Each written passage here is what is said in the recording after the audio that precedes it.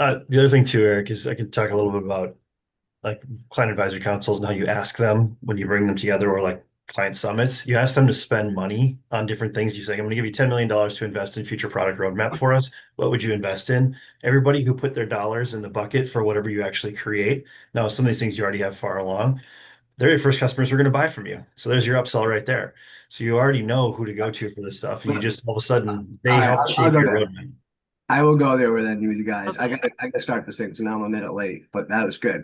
All right. Uh, Here we go. We're gonna go live in front of our studio audience. Thank you for joining us on YouTube as well. Here we go, guys. Thank you for doing this.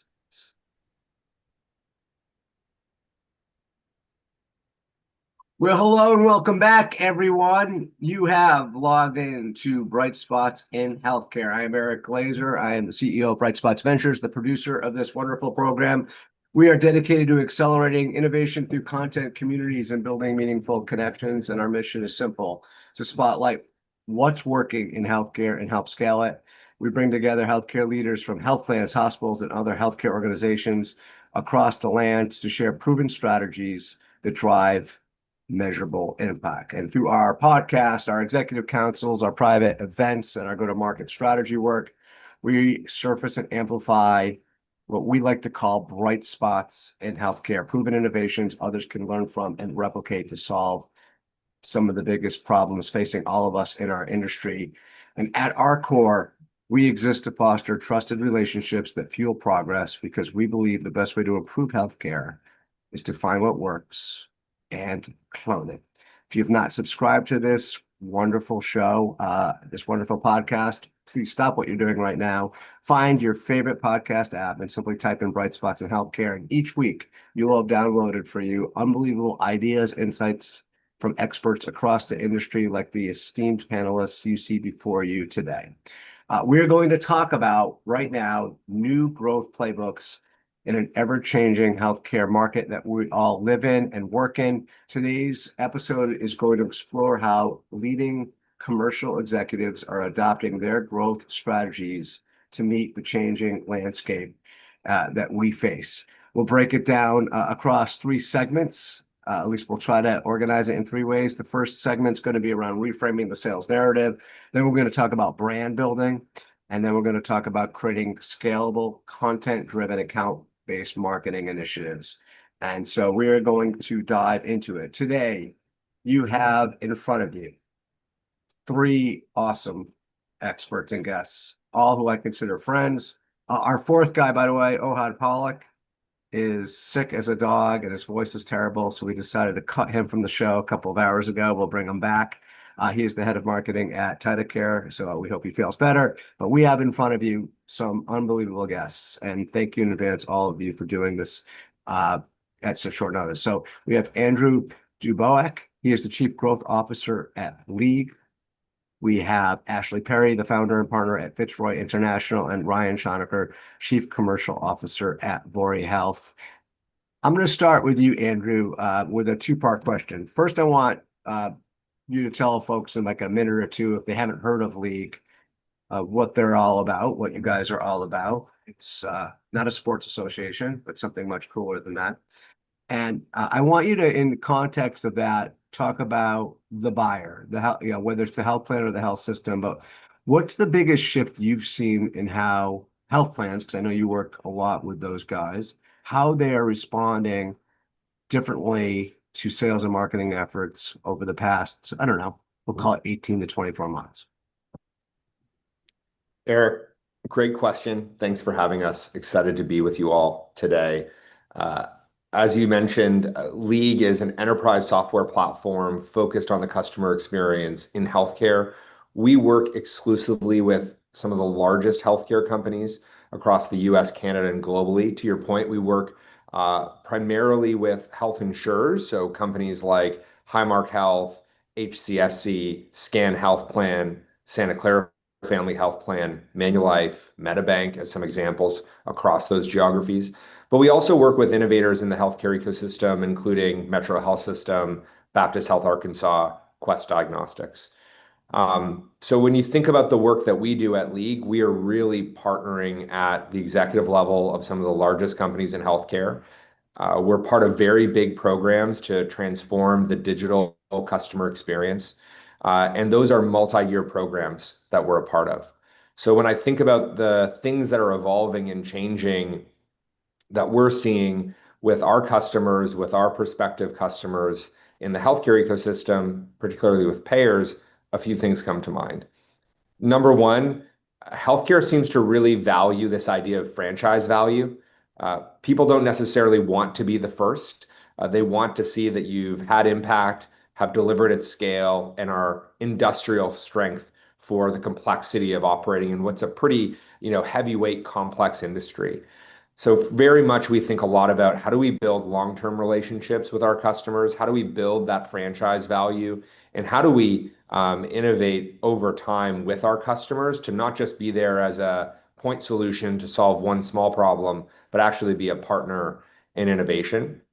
The second thing that seems to be showing up in the work that we do at League is that I would describe it as the experience transformation is back.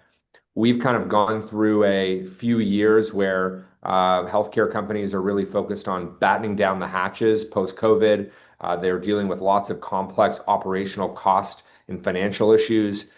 And as we think about the next 5 years, what we're seeing a lot of healthcare executives shift back to is this mode of growth.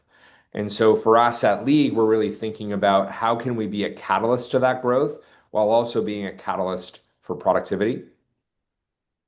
The last thing that I would just say that does seem to be changing as a narrative that I'm sure we'll talk about quite a bit today is consistently now in the last even 3 to 4 months getting asked, what's your AI roadmap? How are you using AI in your products today? And where are you deploying that AI at scale with customers? And so the AI fluency, the AI native interest from buyers and customers when it comes to things like technology, software, customer experience has been a meaningful step change. And so that also pushes companies like League as product companies, as innovation companies, to really make sure that we're at the forefront of helping educate those companies on what's coming from a technology perspective, what's real versus what's smoke, and honestly giving really candid and honest perspectives about what can have impact or what's new. I'll pause there, Eric, to see if you want to keep poking at that or move forward. I do. I want to poke. First of all, for all of you listening, we will have some times for questions. It's the beauty of having 3 panelists versus 4. So you can use the Q&A module just to submit your questions, and our team will take a look at them and we'll try to integrate them into the conversation.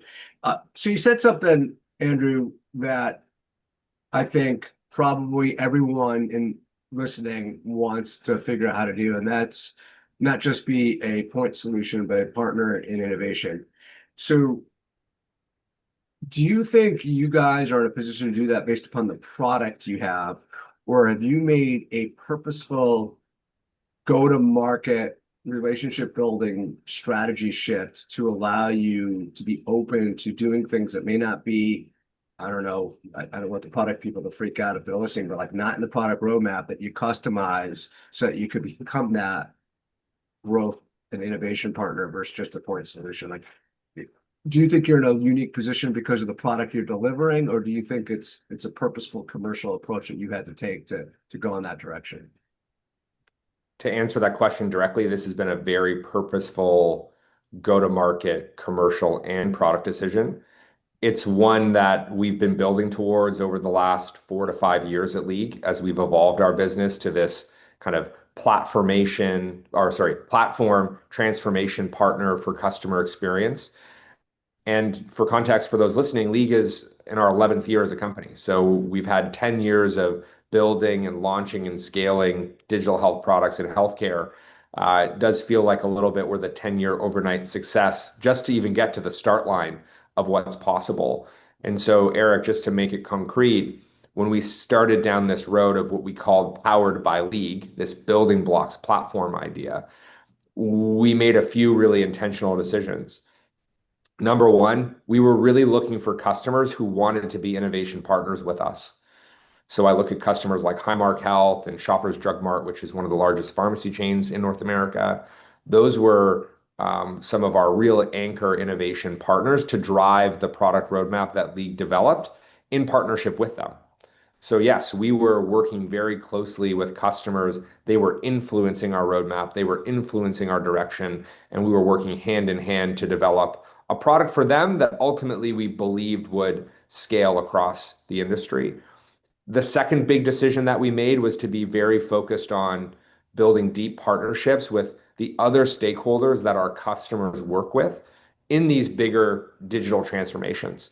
So for us, that became organizations like Google Cloud Platform, Accenture, Deloitte.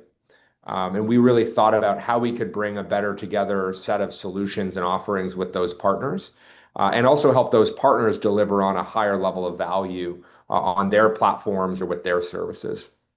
And then the third thing that I would say, Eric, is we got really intentional about building the franchise value of being a thought leader on what we do at League. And so this point about you got to build franchises, franchises take time. We made a lot of intentional investments that we can talk more about and kind of building the League ecosystem, the brand, and the community of executives that we partner with. Okay, so number one, under this sort of strategic partner powered by League strategy, you're looking for customers who want to be innovation partners. They help drive the product roadmap. Two, building deep partnerships with the other stakeholders that your customers work with. You gave examples of your clients who have Google Cloud, Deloitte, Accenture, and working with them as well. So you're building that. And then investing in the brand, the franchise value, your thought leadership and different programs. We'll get into some of the stuff that I know you do, including working with us. But around looking for customers who want to be innovation partners and letting them drive the roadmap, did you let them drive the roadmap once they signed pen to paper, or when they were, when you were still sort of working with them as a prospect with the hope that they become a long-term partner? When did you start that shift of looking for those individual organizations and then customizing things based upon what they were looking for? At that stage of development of League, I would say that it was a combination of both. What were some of the core features or capabilities we might need to add to adapt our platform to a new use case to get to launch, but then ultimately putting in the governance and the partner structure to continue to work together over time on how we innovate and create. And that's led us to make another decision, which I'd say is a product decision, which is at League, we've invested in what we describe as our developer program. Think of that as a set of tools and capabilities that allow our customers to configure, customize, and extend League's product. And so we realized that we also can't solve for every use case. It's impossible. There's infinite surface area. We have to give our customers more tools and their partners more tools to try to fill in the pieces of the puzzle that maybe League hasn't got to yet. And so that narrative has also been a very powerful story. And now we've been starting to do work with our partners to actually integrate partner solutions more deeply in our platform to, again, have that kind of complete experience, not relying on all League R&D, but also benefiting from best-in-class partners in the ecosystem. Like semi-open source. Maybe I wouldn't go as far as saying open source, but I would say being thoughtful about giving customers tools to apply the technology to their use cases, which is not that different from, I think, this last generation of SaaS companies and SaaS platforms like Salesforce or others. It's really trying to take kind of some common building blocks and then giving customers the ability to apply that to the problems that they have. And for what it's worth, we could probably talk a lot about this as we get later in the show. But I think that enterprise sales motion that I'm describing right now is very much the traditional SaaS enterprise motion.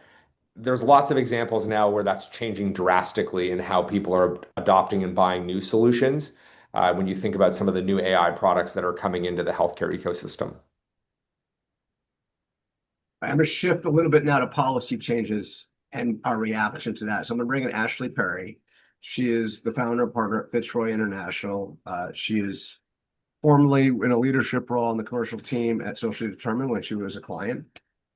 And so Ashley, first of all, I'd love for you to tell quickly everyone what Fitzroy International does, because it's probably relevant to most people listening. And then how are the recent policy changes, both within and outside of healthcare, shaping your overall commercial approach, and have these changes forced you to rethink your overall GTM strategy? Yep. So first of all, thanks for having us on, Eric. Nice to be back on the show. So just for folks who aren't familiar with Fitzroy, we're an advisory services firm that works with institutional investors that are seeking to deploy capital into US-based healthcare assets. And when I say that, most people think VC or PE, but we're actually talking about a broader continuum of capital partners to include groups like infrastructure funds, pension plans, sovereign wealth funds, and lots of longer term, what I would describe as more patient as an adjective, not a noun, capital partners that are increasingly looking to healthcare in the US specifically as an investable asset class. So we work with them to understand what are the opportunities that we're seeing in the healthcare space. And then equally importantly, we spend most of our time working with nonprofit health systems, health plans, and other healthcare organizations to understand how can we bring those capital partners to the table to support their capital growth and diversified revenue needs. So that's what we do in a nutshell. As part of that, we have the benefit and pleasure of sitting at the nexus of a lot of conversations around health system, health plan growth strategy, how they're responding to external pressures in the market, including a lot that's happened recently on the policy and regulatory front. And so we're sitting in boardrooms, we're meeting with CEOs and CFOs and having those conversations, and then trying to open the aperture around potential solutions by thinking about alternative capital partners that could come in to help fund some of those strategies. So that in a nutshell is the work that we're doing. I would say the reaction recently to just the volume of policy changes that have been discussed, debated, passed, are still TBD, is that it's a pretty overwhelming moment for a lot of folks in our industry. I would say the most common theme in all of the conversations I've had with health plan executives, with health system CEOs and CFOs recently have been how much change they're dealing with and how much time they're spending about really macro influences that are changing the pressures on their organization, the pain points, and therefore going to have to change the strategies and solutions that they're deploying. That's a difficult thing for anyone to manage as a leader. It also creates an opportunity for those of us who are trying to partner with these organizations, because I think the sense of urgency and the commitment to creativity and innovation is the highest that I've seen in my career. And so people really are starting to roll up their sleeves and say, what are we going to do? Because the only thing we can't do is assume we can maintain the status quo. So we can talk more about what that looks like in particular markets or as it relates to particular lines of business if helpful. But I would say the good news for folks on this line should be there is urgency around acting, and that should be something that we all lean into. Can you talk a little bit about how you see the need for the companies that you're working with for their GTM to shift to match the new problems of their ideal customer, maybe even provide an example, or maybe it's try them on however you want to go about doing it. Yeah, so I think a couple of things. The first is that the pitch has to get much more pointed. And by that, I mean, when you walk in the door, I think you need to be able to articulate immediately, are you making them money or saving them money with what you're proposing? And you need to be clear about that yourself. And then you also need to be able to answer the question of how much and how fast, because there is real pressure right now on budgets. And so if you're asking any organization to add a net new line item to their budget, they're going to need to know with a high degree of confidence what they're going to get in return. So I think that that's really important as you think about refining your go-to-market strategy and your pitch, being really clear on the value prop and the ROI that you're offering and leading with that. The second thing I would say is because of the order of magnitude of change that these organizations are dealing with, to the extent that you can bake into your solution or your product tools to help them manage that, I think there's a real appetite for that in the market right now. And I'll give you just one quick example on that. There's a company called Vircho, VIRCHO. It's a social care management enablement platform and specifically purpose-built to facilitate 1115 waivers and in lieu of service programs, which, as we all know, are complicated, state-specific, very administratively demanding programs that are difficult to manage.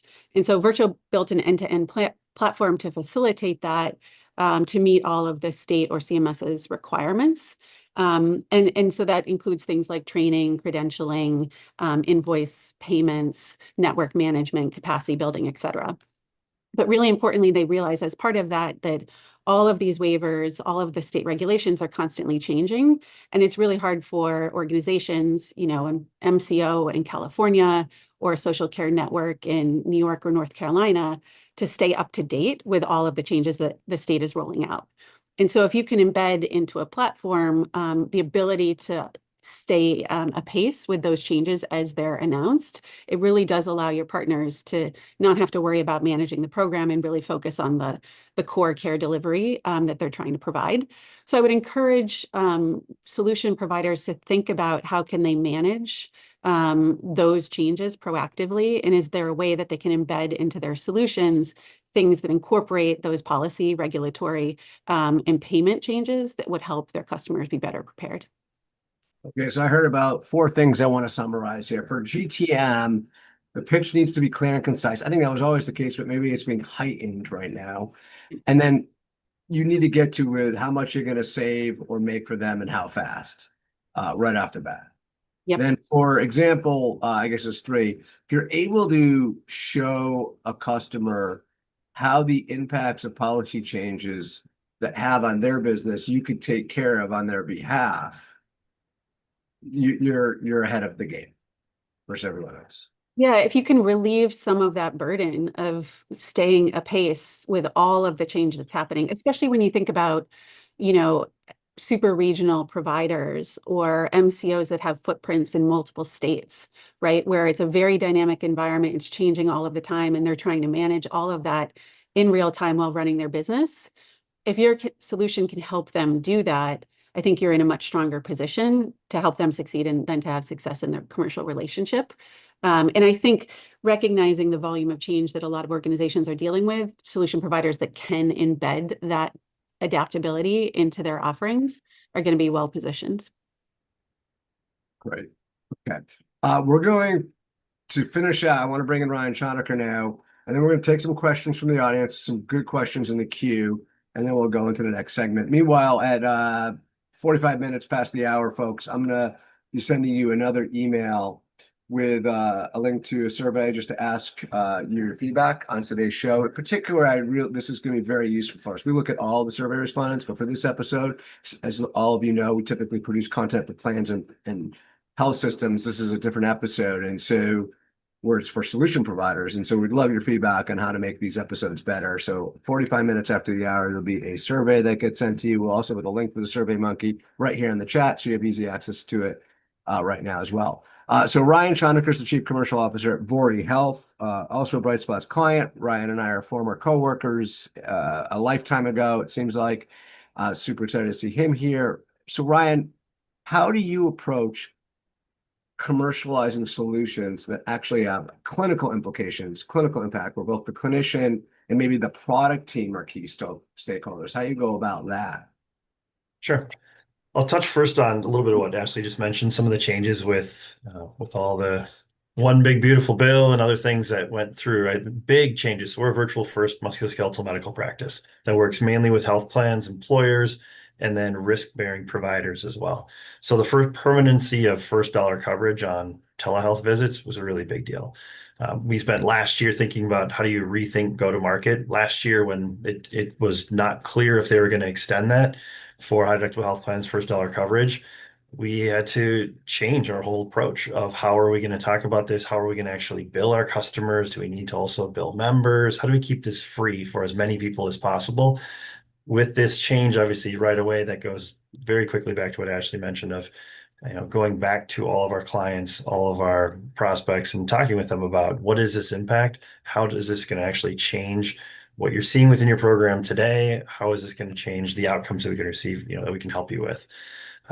So for us, having, being a clinical solution, there are all kinds of things that change, whether it's clinical guidance and guidelines for care for individuals, to policy changes, to just market entrance and different changes that way too. But the largest change in the markets that I've seen, I know, for people, most people on this call are health plan and providers, but I'd say the employer market has changed the largest, without a doubt. Policy related, obviously, Medicaid's going through a lot right now, but setting that aside, I think, some things remain true. So when you're rethinking your go-to-market, you always have to stay anchored back to the things that are critically important, which is what's the value we're delivering here for the end buyer, whether that's savings based or in some cases revenue based. But thinking through like what are the things that are always going to remain true. So it's just going back to what's your moat within your business and then leaning further into that in times of turmoil.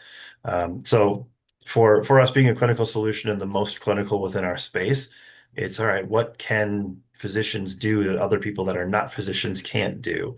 How can we show that? What are some pre-sale analytics tools we can put together that gets buy-in from our customers that they have to have some kind of a light lift within on their own within the buying process to get us over some high-level data to help us model and show them the value we're going to have, not with abstract like, hey, in the Northeast, here's what this is, or nationally, we think we can save you this much.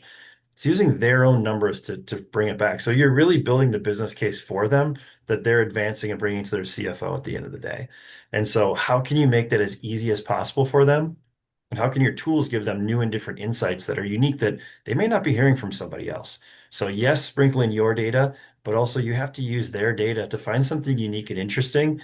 And that becomes the number one thing that's going to get them to say, okay, this is interesting. This company I'm talking to is more than just a vendor. I can see to what Andrew talked about. I can see them as a partner that I can rely on in times of change, as Ashley mentioned, as well as in times of need where I just need to actually have something work and make this be something that I want to promote and stand behind. Yeah, this was one of the cooler examples I heard when we were prepping, Ryan. I would love for you to, and it resonates when you say this pre-sales tool. Can you get a little bit more descriptive and illustrative on what it is, and maybe talk to like what's the balance of how you create something that's going to actually demonstrate the value that Vore could provide more long term, but without breaking the bank around time and energy that both you have to put in and a prospect has to put in. Like there has to be almost a product strategy in creating that pre-sales to it.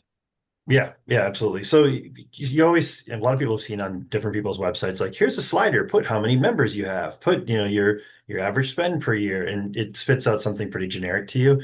This is going deeper than that because I think that's nice to have on a website. And trust me, I think any company I've worked for, we've had something like that and built towards that, just to have some way to demonstrate value.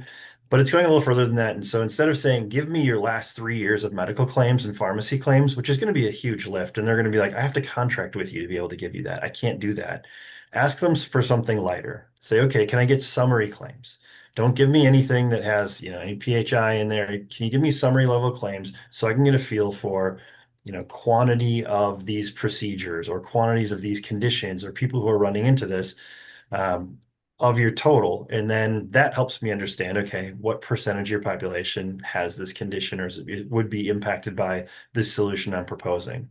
And it can be, that's more clinical based, but you can be how many, if you're using a system or a platform, how many people are using the one that you have today? All right, what's our realistic conversion rates based on that?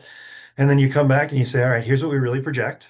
And then bare minimum, what's the baseline that there's no way we're going to do worse than this. So that's where my performance guarantees are going to be. And if you want the performance guarantees to be better than that, let's now have a conversation to talk through what needs to be true in this relationship for us to guarantee you more than that. And so now you're in a conversation that's engaging with them around, all right, I can't do these 3 things you asked about, but I can do these 4. Cool. What does that get me? And then it's incrementally saying, here's what we know.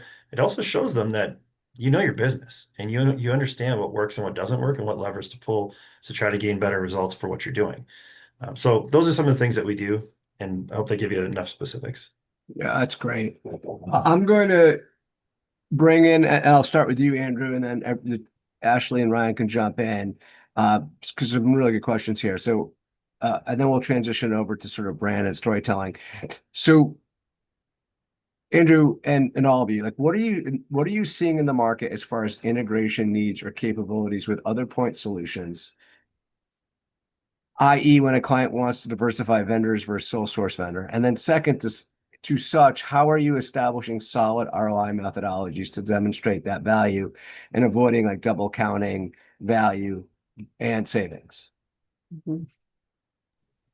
Happy to jump in. When it comes to integration, this is something we think a lot about at League, given that we are in many ways a form of infrastructure software.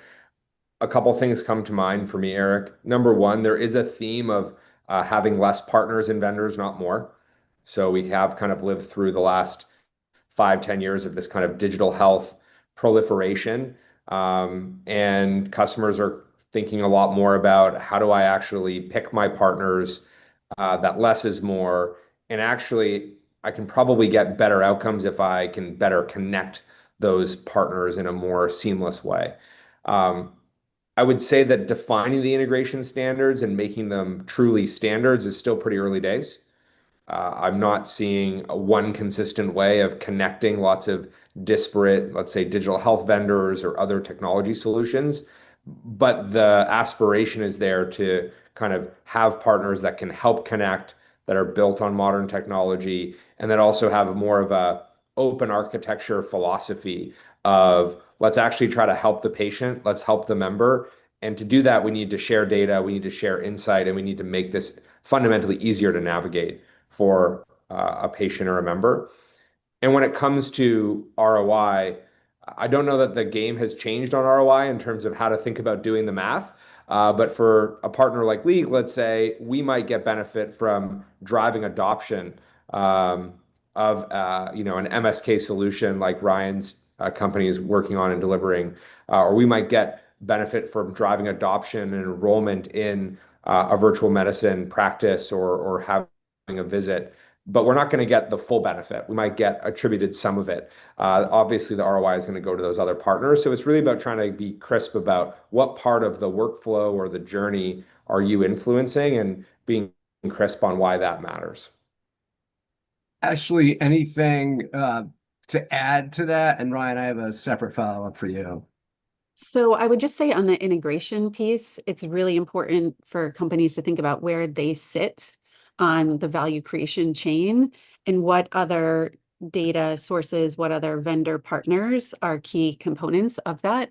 I think too often we only think about our piece of what is typically a very large and complex puzzle. And if we skip the integration step, I think we're only doubling down on the data silos challenge that we've had in this industry forever. So I think that's really important. I would just share one example. So the company that I mentioned earlier, Virtuo, who's the social care network management platform, they recognized in the early days that the referral part of those 1115 waiver programs or the in lieu of service programs is an essential piece. And so they've done integrations with all of the social care referral platforms. So Find Help, Unite Us, there are some homegrown ones in specific states. And so they've been really intentional about saying, we have a lot of data sitting in our enterprise system, but we need to make sure that that's connected to the other components that really make the solution work as a whole. And so I think it's incumbent on all of us to think about those data partners and other data sources and make sure that we're building not just what's going to work for the data we need for our solution, but for everyone in that value chain. Okay, so I'm going to summarize what I heard there from both Andrew and Ashley. First of all, there's a theme of less partners, not more, although I would argue that varies by market to market, but we're not getting into that debate right now. But I think connecting partners in a seamless way is important, but there's no standard or consistent way to do it. Could be an opportunity, companies like League and others. And then deriving a model that gets you the right appropriate credit. And that leads into what Ashley said, where companies must be honest. These are my words. Tell me if I'm misstating what you meant there. Companies must be honest where they fit in the value creation chain for that organization, for that client, that shared client. And I've seen companies that have way over indexed on the value and where they sat in the chain. And because of that, ended up in time becoming obsolete on that chain. So I think it's really important you know who you are and the value so that you could not over index on where you sit. And Eric, maybe just to add a thought, which was tied to another question I'm sure Ryan has lots of thoughts about, which is this idea of risk-based pricing.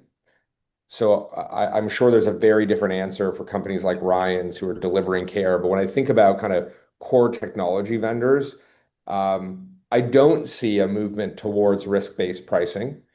And some of that goes back to the really hard bit here in this value chain that Ashley was describing is many companies aren't confident yet in anchoring on this is the value that this solution will drive. And I'm going to put finances at risk. It's still early stage in its evolution. I would say most companies seem to prefer more traditional kind of SaaS models for how they buy and procure and partner on technology. But we are seeing some of the leading companies push on, I want to try to drive vendors, including like League, to align more on value, which we would love to do. But it comes back to the confidence and the fidelity of the forecasting and kind of building of that value case. Makes sense. Ryan, I want to follow up with you because it's a question also from someone listening and watching. So the point about using clients' data as part of the pitch, how have you handled scenarios where you can't access the appropriate data? And this as far as the barriers that could be blocking you, whether it be the consultant, the broker, wherever, to collate all that important stuff, like how have you handled all that? And how do you get across all that? Yeah, I mean, the amount of work the other person's going to put in the dance that you're doing is to be bringing on a new customer is shows you also level of commitment, right? So if they say I cannot get this without having a document in place, then okay, how can I show you enough value now that's going to get you to go get a BAA written for, between us? I know it's going to add time and that's okay, but that's part of your process anyway. You look at the things and the milestones that you're trying to do as you're, working towards a relationship with someone, you're gonna have to do that anyway. So if that's part of the business case building and you can do that now, fantastic. Let's get that out of the way. And it may delay things a month for you building that business case. So you get to ask yourself, is there a specific time of year like, hey, they need to file a Medicare Advantage benefit and you need to be in that. So you can't wait the extra month to do that because they have all their leadership meetings before that. Okay, great. If that's the case, then show them, here's a proxy for what we've got for you. Here's the best connections that we've got. What are other business cases you've given and that have successfully been approved before by this group that you're going to present to? Take those and figure out how can I match back. But again, it's them showing you something of their own. It's them bringing something to the table. Because if they say, oh, sorry, I can't get that data. Okay, well, what can you get? Like I'll bring you all kinds of stuff, but what do you need? And so the more thought they put into it, the more they're really invested. So a lot of times if someone just says, I can't get that for you, they're not that interested. And so then you have to figure out, okay, is this the right person? Or am I not making this clear what the business case is that we're trying to solve for them? But going way back, there's always two parts to every deal, right? There's the, professional win. So how are you helping their business advance? And then there's the personal professional. How are you helping them get a win personally and professionally with this that's either going to advance their career or help solidify where they are in their career too. So understanding those and understanding like, are you part of that plan too? If you're not, they're not going to help that much. And it's going to be really hard to, advance and get that data.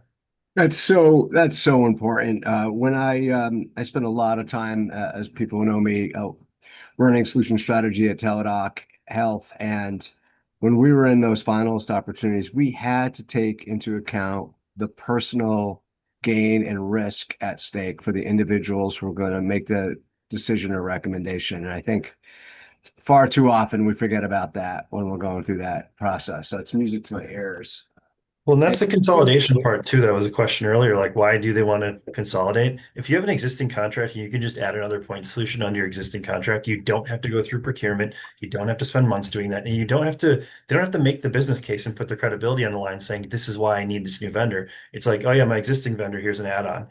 They don't actually have to take any of those risks. So that's a lot of times why people will do that. Even if it's an inferior solution, they don't care because they're not staking anything by doing that. Versus if you can show them, here is why this is so differentiated and worth you putting the time, energy, and reputation out there. It's a harder sale that way, but that's what you have to figure out. Is it really worth it to them? It's a really good segue to for where I want to go next. So I want to speak to everyone listening who are all out there trying to do what Ryan's alluding to. That's deepen relationships with either health plans or health systems, or either if you're selling maybe into health tech.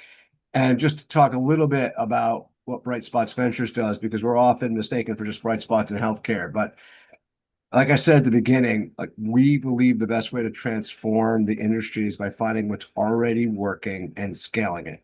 Like an episode like you're hearing today, things that are working for Ryan, Andrew, and Ashley. How could you scale those? That's the core of sort of the science of positive deviance. It's finding bright spots that actually drive change, that improving the drive change within today's constraints. So the companies that you're hearing about today are those bright spots in commercial. And so they've partnered with Bright Spots and our organization, not just to raise their visibility, but to turn thought leadership into commercial momentum.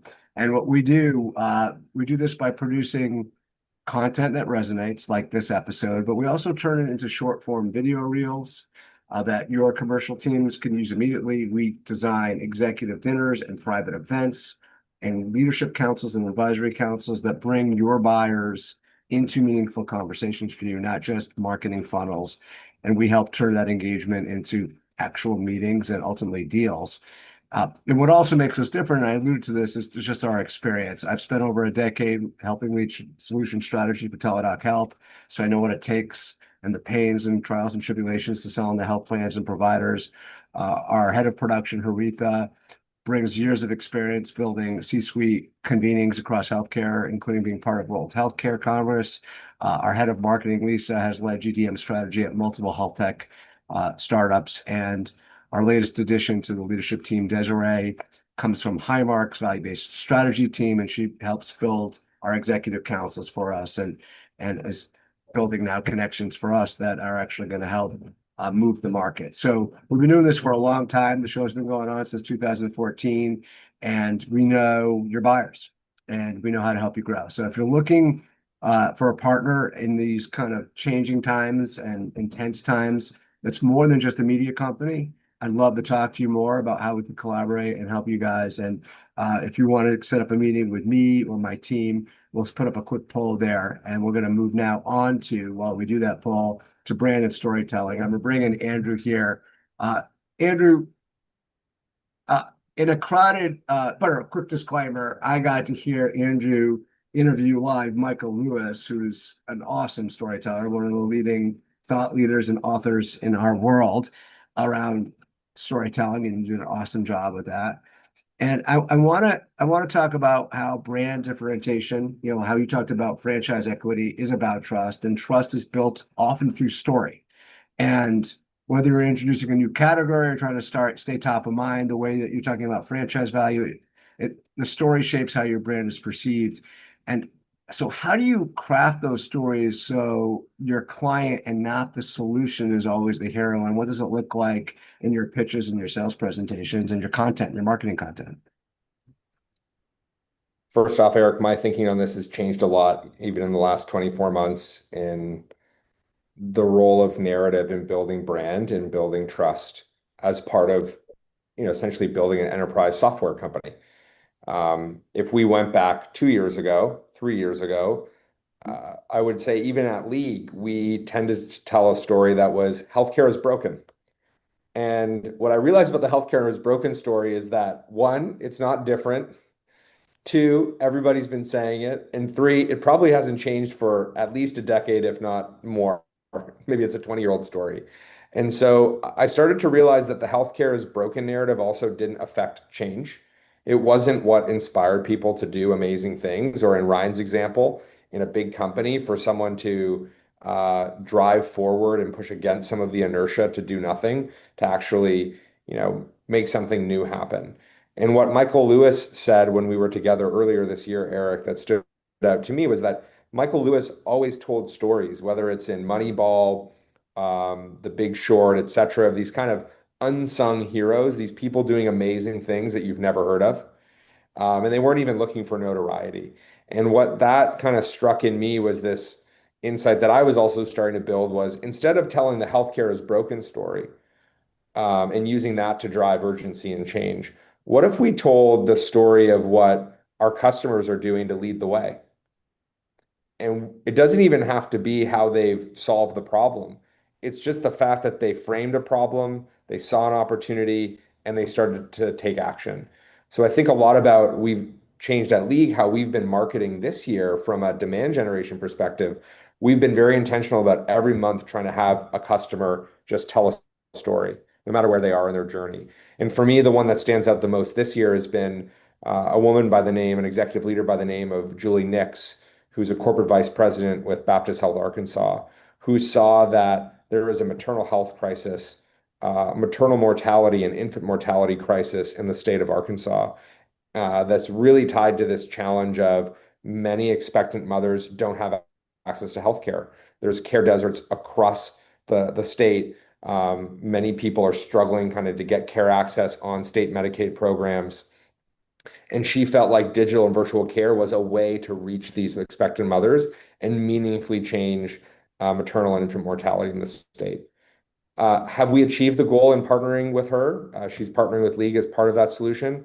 No, we haven't achieved the goal yet, but we're on the journey. And so let's help celebrate the work and the ambition that Julie has and let her tell that story. And then hopefully that inspires others to do the same. That's awesome. That's awesome. And then you said, is that Baptist you said? Baptist Health Arkansas. Yeah. In Arkansas. That's- And to me, what I think about as well is how can you prove doing something new in one part of the healthcare ecosystem and then scale it massively? So if you think of the opportunity for someone like Julie, it might be starting with maternal health care, but then how do we think about broader population health and condition management? How do we think about oncology? There's so many other places where these issues are pervasive in terms of lack of care access, et cetera, but change is hard. And so Julie's doing this amazing work of kind of leading the way, and it needs to be celebrated. Well, and that I'm sure embraces, endears you guys to the market as well. Ryan, what are some ways that you at Vori are building trust before a buyer even takes a meeting? When you're still sort of trying to earn that right to that first conversation.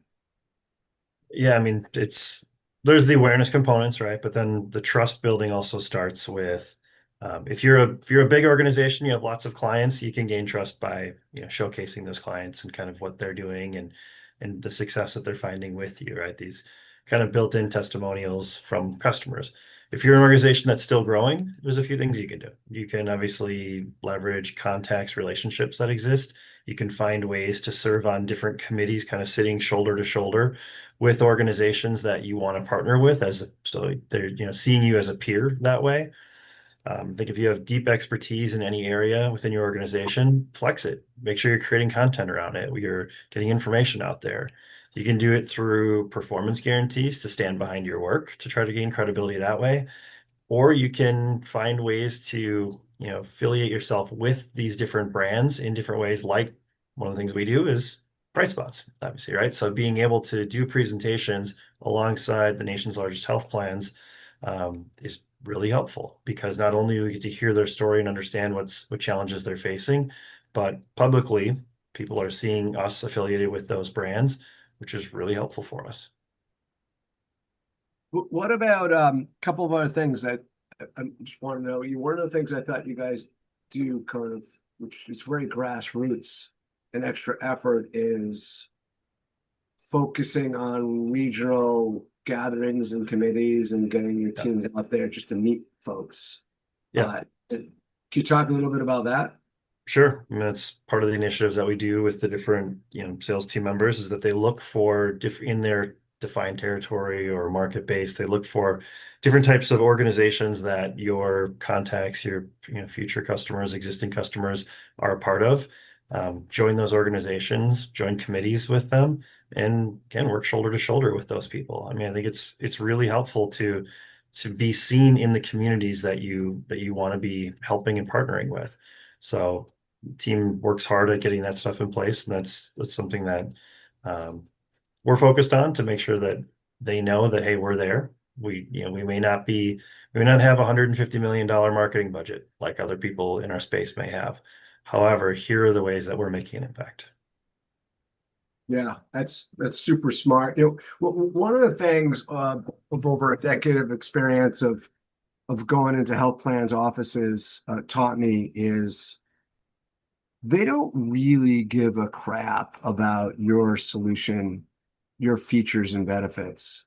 And it was talked about earlier, they really only care about themselves and solving a problem they have. And I think back, there's an example, as part of my role, I produced a lot of our big finalist presentations when I was at Teladoc. And we had a big press release at one point bragging about 50 million virtual care visits. And I remember talking to the CEO at the time and saying, no one really gives a shit about our 50 million visits. So it's just talking about us and bragging about us. But What if we framed it when you started off this 3-hour presentation, that what 50 million visits over 20 years means is that we've screwed up the most. And we've fixed all those screw ups and made enhancements. And over 20 years, what that means for all of you is having the most reliable, tried, true, tested platform available. And what that did for us, and it was immediately accepted as a story that my CEO wanted to tell. He loved it. Is one, it showed why the 50 million visits actually mattered to the audience, and two, it showed some vulnerability and built some trust up with the people in the audience. And what I would say to everyone listening, when you're thinking about crafting your go-to-market or your presentation or everything else you're trying to do, whether you're going to regional meetings, is make sure that you realize that they're in it for themselves and they're not in it for your stuff, and to craft how you talk about it in that way. And so, Ashley, I want to bring you in. I know in some ways we align on some of this, but you just heard Ryan talking about trust. You heard me pontificating on that. Ryan does a lot of different things with his team to build trust before even getting a meeting. From your perspective, how do you see what's working most effectively once you get the meeting to strengthen that relationship and establish ongoing trust with the client? Yeah, I think there are a couple of strategies that seem to differentiate what that more mature phase of the sales cycle looks like. First is, I think, really over-investing time. To Ryan's point about building relationships and trust, you see a lot of companies, as soon as they get someone in the pipeline, they just kind of put it on this automated machine, right? And so they're going to do the demo, and then they're going to do this and that. And I think instead leading with over-investing time, and not just time from the sales team, but time from the broader team, especially if you're an earlier stage company where you're still proving who you are, getting the leadership team engaged, getting the technical team engaged earlier, and really demonstrating that you have commitment to not just the solution that you're building, but what that solution is going to do for that potential customer. I think that goes a long way. Second and related, I think, is to listen first and solution second. And too many companies walk in and say, I know what your problem is. I'm going to tell you how to run your business, buy my widget, and everything will be great. And instead, I think if they ask questions first and are curious and listen to what are the actual problems that this individual and organization are struggling with, number one, you can pitch your solution much more appropriately because you can tune it based on what you hear. And number two, you build that trust faster because they know that you actually care about them, not just closing a deal. And so I think that takes organizations pretty far. And then I think the third piece is making sure, as you're structuring the commercial terms of the agreement, that you have aligned incentives.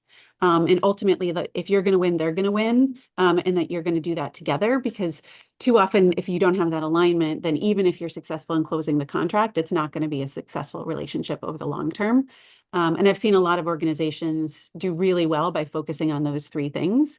And they might have the same top of funnel pipeline, but they have much higher conversion rates as you get deeper into the funnel if they can focus on that, investing time, listening first, solutioning second, and aligning incentives. Great. I have two areas I want to close out with, and we'll see if we can do it in 6 minutes here. Ryan, I want you to talk about collaborating across teams, especially marketing, and how you take a more, and how to make sure you're taking a more account-based approach. Then I'm going to quickly shift over to Andrew to close us off about taking, having big enterprises kind of do new things, because that's what we're trying to do, all of us. So I'll start with you, Ryan, and we'll shift right over to Andrew and try to end right on time. Sure. So we do ABM campaigns, as you can imagine, right? So the team has gone through and looked at organizations that they want to make sure we're partnering with, and we run traditional ABM campaigns, and we do some non-traditional stuff too. So obviously having a mixture of video content, long form, short form, different ways to get in front of people. But also what we'll do is sometimes I don't know if there's health plans on here, but we'll do things that look like corporate communications, but they're really just targeted to a group of 8 or 10 people. So we'll do things like if we have a specific client or prospect that we're talking to, and they have a little bit different needs than what we're going to do in like our monthly newsletter or something like that goes to everybody. we'll push another quote unquote monthly newsletter out that is only focused on that one customer. And it goes to a total of 8 people when they think it's going to 80,000. And that's been very effective for making sure that they see that, oh no, that's not the salesperson doing that. It came from marketing. That's a marketing outreach. It's been an effective way to try to get the message that you're looking for across. When at times in the sales process, there's quiet periods by design, unless they'll say, reach out to me in a couple of weeks. Well, sometimes that can land because it's coming from marketing. And getting enterprises to do new things, especially big enterprises, Andrew. Yeah, Eric, you and I in the prep talked a little bit about this statement I make with my team, which is focus on the transformation, not the transaction. And so when you start with the transformation mindset, that helps, I think, large organizations see what's possible, see that there's ways to create new value, and think differently. It also helps you get out of features and functions because it's about something bigger than just solving a minute problem. And there's two things that are top of mind for me when I think about how to, practically think about this transformation versus transaction way of partnering with customers and this way of selling. One of them that I'm personally using right now is starting to talk about what did we hear 5 years ago when we were working with customers like you versus what do we think the next 5 years looks like? It helps reframe and reshift the mindset to not having the same conversations we've been having for the last 5 years, but thinking about how the context is different and helping people think a little bit more beyond the next quarter or the next 12 months. In the world that we play in League, when you think about customer experience, one big thing is AI is likely to completely change the way that we interact with technology and the way that we interact with any service that we consume, including in healthcare. That's a massive change that our customers need to be thinking about, not just how do I build a better mobile app. So that's just one example of how to do that. The second is, and Eric, you and I talked about this, we're in a really exciting RFP with a very large or for a very large global healthcare organization. How we're responding to that RFP is actually with things that aren't even in the RFP. And we're doing it with Accenture. So we're actually with Accenture painting a much bigger vision in the response to the RFP. So that's an example of the customer has a problem. They have a kind of a defined set of requirements on how they think they want to solve that problem. And we're showing up with, actually, you need to solve this problem completely differently and reframe the problem itself. And I think that's a great example of how to lean in with partners and tell bigger stories and take some risk that just because the requirements are a set of 10 things, it doesn't mean you have to respond exactly with a bunch of check marks. It's hard to stand out when you're just getting spreadsheeted against every vendor going through the same process. Totally agree. If you could showcase your expertise and show them that there's something that you may know that they don't, boy, that puts you a leg up. I imagine you have to use story too. I mean, talk about transformation. I love selling transformation, not the transaction. Doing it through story. I just read about sort of Bob Iger's decision to when he acquired Fox and what a huge gamble that was. But why he did it was that his industry was transforming to streaming and they needed the content and the capabilities. And it was a massive bet, but he knew. And I think about a story like that and telling it to someone in healthcare, because we're like 10 years behind them, behind entertainment in that regard, could certainly inspire someone to transform versus just transact. I don't know how much do you employ that in your sales tactics? I would say you have to use narrative, which is another word to describe telling a story, and you have to show and tell. So you have to make it real, right? Like you have to go from the conceptual to the something that you can touch, feel, see, be tactile. Which I know at times in the sales process we all will get concerned about. Like, don't rush to demo too soon. You actually have to do deeper discovery, listen to your customer longer. But there's something before demo that's actually this kind of what I describe as show and tell. How do you use story, narrative, visuals to bring products to life before you go into a real deep technical deep dive into what your solution might be? Amen. Ashley, Ryan, Andrew, thank you all three for doing this for me. Appreciate you. Not just for the show, but everything that we do together. Thank you all who are listening and watching for tuning in. We do not take the time you spend with us for granted. We know you're super busy. We appreciate you making time for us on your calendar. We hope you use the ideas, the bright spots shared today to inspire your thinking and enhance your organization's current approach to improving healthcare for all of us. We produce this show for you. And remember, this is your Bright Spots in Healthcare podcast. Take care. Nice job. Thank you.